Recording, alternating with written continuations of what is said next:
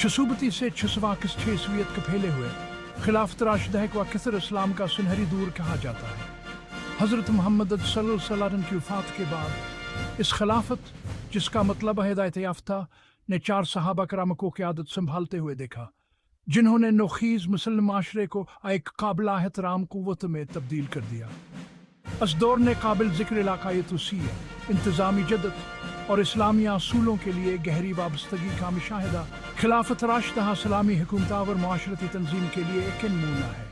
चारों खुलफाए राशिदीन हज़रत अबू बकर सदीक, हज़रत अमर फ़ारूक, हज़रत उस्मान गनी और हज़रत अली अल मुर्तज़ी अपनी तक़वा, इंसाफ और कुरान सुन्नत यानी पैगम्बर अस्लाम की तालीमात को बरकरार रखने के लिए अपने नलगन के लिए काबिल एहतराम है।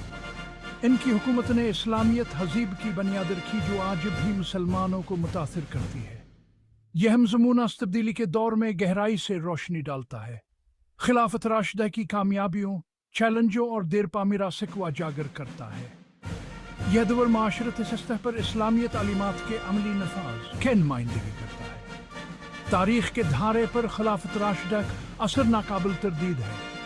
इसने इस्लाम के फैलाव, इस्लामी कानून और इल्म की तरक्या और आने वाली सदियों में फ़नून और उलूम के फ़रोग़ की बुनियाद रखी। हज़रत अबू बकर सदीक, जो पैगम्बर अस्लाम के थे करीबी साथी और ससुर थे, ने 632 ईस्वी में आप की वफ़ात के बाद क़यादत संभाली।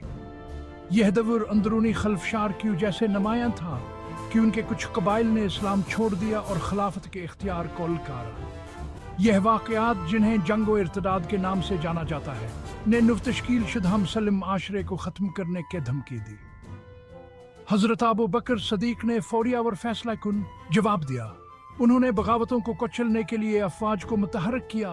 उम्मत यानी मुस्लिम माशरे के अंदर इत्तेहाद को बरकरार रखने के लिए अपने लगन का मुज़ाहिरा किया।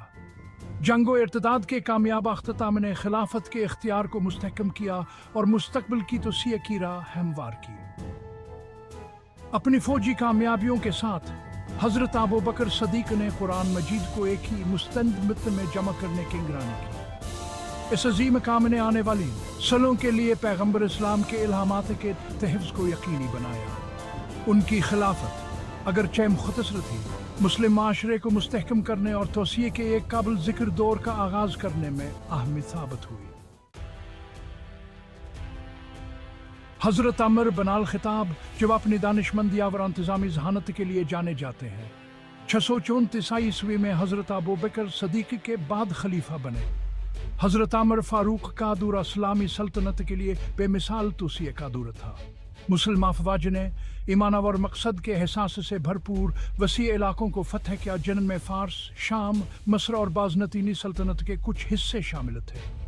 हज़रत अमर फ़ारूक की सिर्फ फ़ौजी फतूहात में है नहीं, बल्कि के इंतज़ामी असलाहत में भी थी।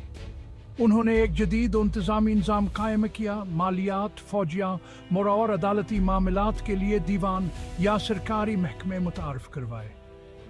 उन्होंने टैक्स का एक मयारी निज़ाम बनाया, जिससे बढ़ती हुई सल्तनत के लिए आमदनी का मुस्तकिल बहाव यकीनी बनाया गया। मज़ीद बरा, हज़रत अमर फ़ारूक ने इस्लामी असूलों पर मबनी एक अदालती निज़ाम कायम किया।